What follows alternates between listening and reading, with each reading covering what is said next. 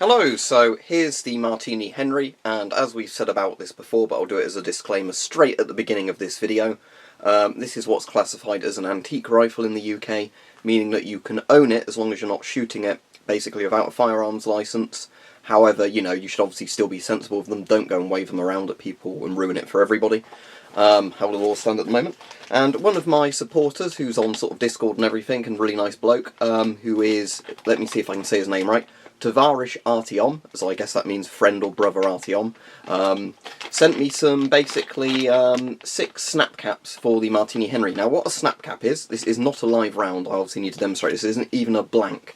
What a Snapcap is basically a dummy round that's designed not to wear out the action of the gun if you want to practice, you know, putting some dummy rounds through the gun. So what I can hopefully now demonstrate in this video is how good the extractor still is in this old Martini Henry. Now, as I've said before, I probably won't ever, you know, want to even register this gun to shoot it because the barrel inside was quite rusty and it had a gouge in the barrel that I've now sort of repaired using silicone, but obviously that doesn't mean it's good to handle rifle round pressures. It just means that, you know, it's not going to get any more rust in that particular bit. So obviously Martini Henry action, you get your round, you thumb down the bottom, that opens the trapdoor, you thumb the round in, there we go, round's in there, look. Then you close that back up, pull the trigger, then the extractor. Ooh, there we go, so yeah, that works well. Let's try that again. So, the rifle is cocked, the round is thumbed in, so hopefully that's in frame.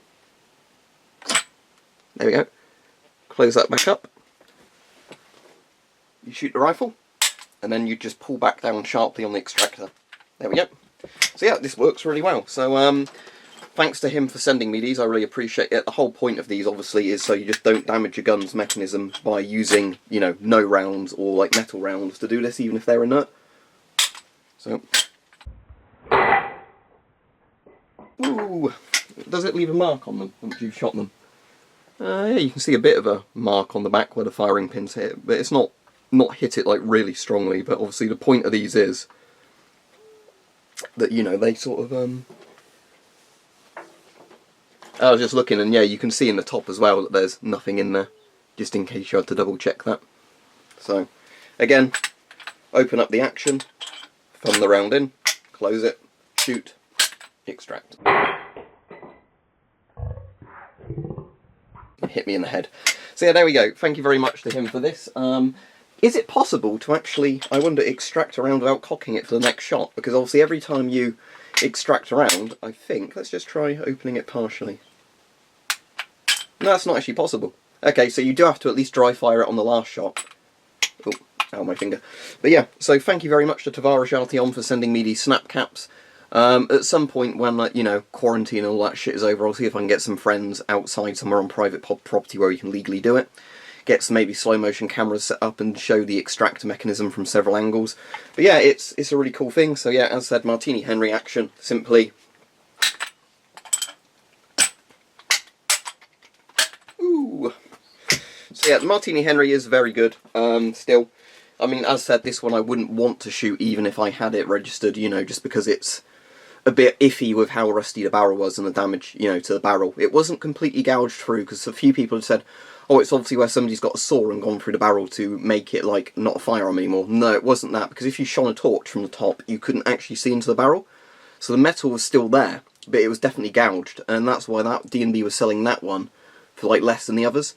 But as I said, the Schmitz-Ruben is definitely the rifle I've got where if I ever registered one I'd shoot it, because the Schmitz-Ruben is still in like perfect firing condition. It's actually a more modern, you know, better gun than the Martini.